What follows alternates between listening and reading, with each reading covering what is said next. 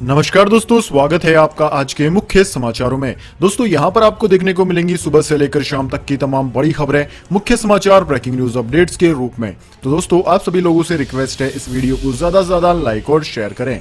तो दोस्तों सीधे चलते हैं आज की पहली बड़ी खबर की ओर। कांग्रेस में कलह, सिद्धू का इस्तीफा हुआ नामंजूर। हाईकमान ने कहा राज्य के नेता मामला सुलझाएं। सिद्धू के समर्थन में कैबिनेट मंत्री रजिया सुल्ताना ने पद छोड़ा।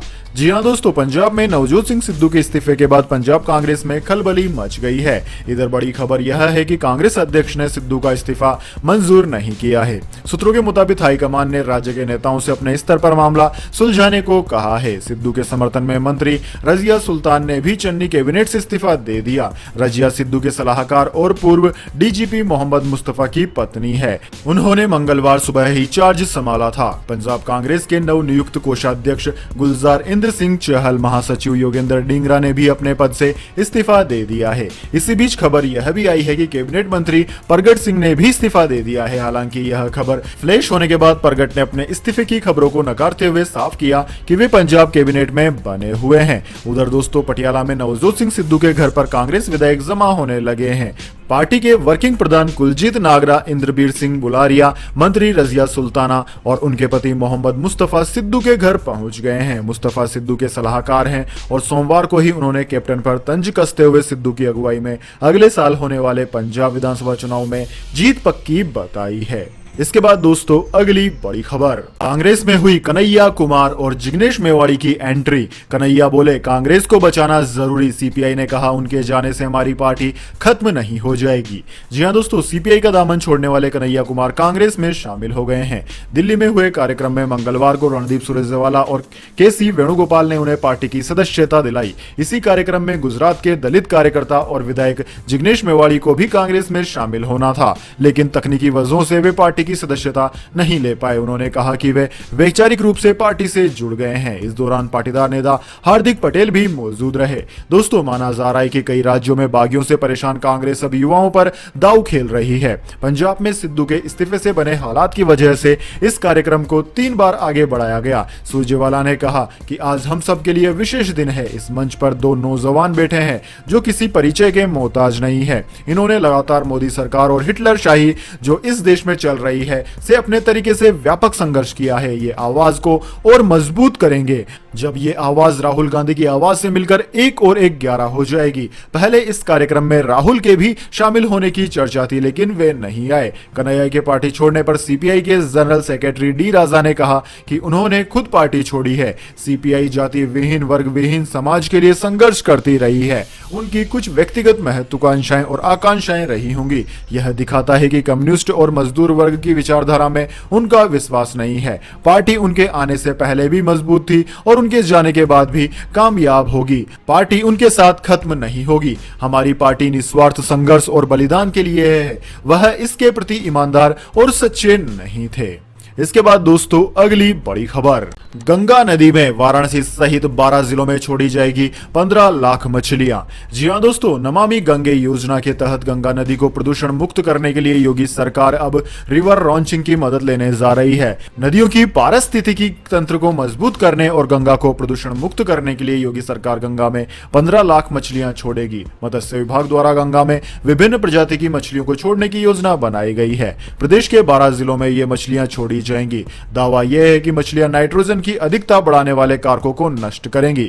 दोस्तों आपकी जानकारी के लिए बता दें, गंगा को प्रदूषण मुक्त करने के लिए नमामि गंगे प्लान के तहत गंगा में मल जल जाने से रोकने के लिए एसटीपी का निर्माण किया जा रहा है। गंगा टास्क फोर्स के गठन समेत गंगा को अविरल और निर्मल करने के लिए भी सभी जतन कर रही है, जिसमें योगी सरकार को तेजी से सफलता भी मिल रही है। अब यूपी की योगी सरकार ने गंगा के इकोसिस्टम को बरकरार रखते हुए गंगा को साफ रखने के लिए रिवर रॉन्चिंग प्रक्रिया से मछलियों का इस्तेमाल करने की योजना बनाई है। सरकार 12 जिलों में 15 लाख मछलियां नदियों में छोड़ेंगी।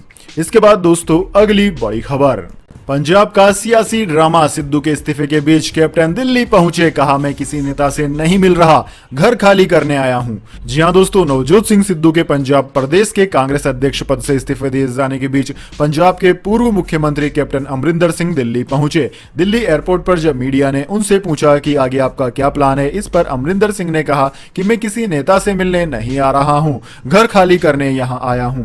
18 सितंबर को मुख्यमंत्री पद से इस्तीफा देने के बाद कैप्टन पहली बार दिल्ली पहुंचे। इस दौरान सिद्धू के भी इस्तीफे की खबर आ गई। इस पर कैप्टन ने ट्वीट कर कहा कि मैंने आपसे कहा था वह स्थिर इंसान नहीं है और बॉर्डर पर लगे पंजाब के लिए वह सही नहीं है। कैप्टन अमरिंदर सिंह ने दिल्ली पहुंचने पर भी इस बयान को दोहराया। साथ ही उन्होंने राजनीतिक मुलाकातों की अटकलों को खारिज करते हुए कहा कि मैं किसी भी नेता से मुलाकात नहीं करूंगा। सिंह ने कहा कि यहां से मैं घर जाऊंगा, सामान इकट्ठा करूंगा और पंजाब वापस चला जाऊंगा। उन्होंने सीएम पद से इस्तीफे को लेकर किए गए सवाल पर कहा कि आप कांग्रेस से पूछिए।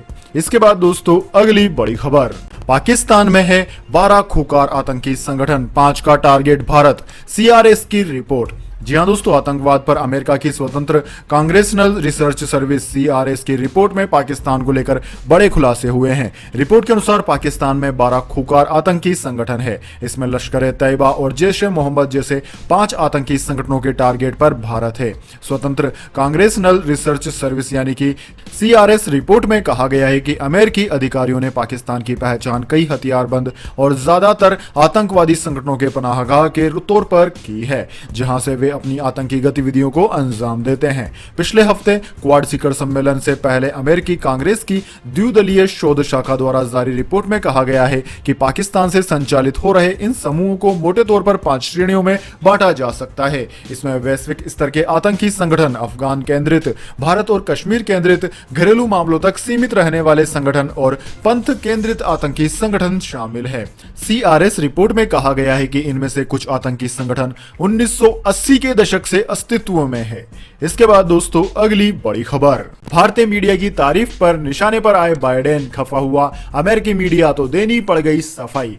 जी हां दोस्तों, हाल ही में अमेरिकी राष्ट्रपति जो बाइडेन ने भारत के प्रधानमंत्री नरेंद्र मोदी से व्हाइट हाउस में मुलाकात की थी। जो बाइडेन ने इस दौरान भारतीय मीडिया की तारीफ की थी और अमेरिका के रिपोर्टर्स की आलोचना करते हुए कहा था कि वे कई बार विदेशी नेता के सामने मुद्दे से भटक जाते हैं। इसके अलावा उन्होंने यह भी कहा था कि अमेरिकन मीडिया की तुलना में भारतीय मीडिया का आचरण ज्यादा बेहतर है। पीएम मोदी का अमेरिकी दौरा खत्म हो चुका है और अब व्हाइट हाउस ने अमेरिकी मीडिया में सफाई पेश की है। व्हाइट हाउस की प्रेस सेक्रेटरी जेन साकी को मंगलवार को इस मामले को लेकर अमेरिका के कई पत्रकारों के तीखे सवालों का सामना करना पड़ा। हालांकि जेन ने भी राष्ट्रपति जो बाइडेन के बयान का बचाव किया और कहा कि वे किसी भी पत्रकार को ठेस नहीं पहुंचाना चाहते थे। उन्होंने कहा कि मुझे लगता है कि बाइडेन ने कहा था कि कभी-कभी अमेरिकन मीडिया पॉइंट पर नहीं आ पाता है। मैं जानती हूं कि कोई भी इस तरह की बात नहीं सुनना चाहेगा। इसके बाद दोस्तों अगली बड़ी खबर, नितिन गडकरी ने विश्व की सबसे ऊंची जोजिला सुरंग के तैयार होने का समय बताया। जी हां दोस्तों, सड़क परिवहन और हाईवे मंत्री नितिन गडकरी ने विश्व की सबसे ऊंचाई पर बन रही जोजिला सुरंग तैयार का समय तय कर दिया है। मंगलवार को जोजिला सुरंग पर मीडिया से बात करते हुए उन्होंने कहा कि इसके निर्माण की प्रगति को देखकर दिसंबर 2023 तक यह तैयार हो जाने की पूरी संभावना है। इसका उद्घाटन 26 जनवरी 2024 तक प्रधानमंत्री द्वारा करवाऊंगा। साथ ही उन्होंने कहा कि 2024 में चुनाव है, इसलिए इससे पहले ही सड़क के बड़े प्रोजेक्ट पूरे करने हैं। सड़क परिवहन मंत्री नितिन गडकरी ने कहा कि यह सुरंग विश्व की सबसे ऊंचाई पर बनने वाली पहली सुरंग है, जो सतह से 11,575 फुट की ऊंचाई पर है और एक सुरंग से दोनों ओर का ट्रैफिक चल सकेगा। यह अपने आप में विश्व रिकॉर्ड होगा। इसकी लंबाई 14.5 किलोमीटर है। अभी जोजिला पास को पार करने में 3.5 घंटे का समय लगता है, लेकिन सुरंग बनने के बाद केवल 15 मिनट में हम इसे पार कर पाएंगे। इसका जून 2020 में टेंडर दिया गया था। आधिकारिक रूप से सुरंग का काम पूरा होने का समय 2026 है, लेकिन निर्माण की प्रगति देखकर निर्माण company mega engineering and infrastructure limited को इसे वर्ष 2023 तक तैयार करने का लक्ष्य दिया गया है। इसके बाद दोस्तों अगली बड़ी खबर, एयरटेल डिजिटल नहीं करेगी HD सेट टॉप बॉक्स का आयात, नोएडा में ही शुरू की मैन्युफैक्चरिंग।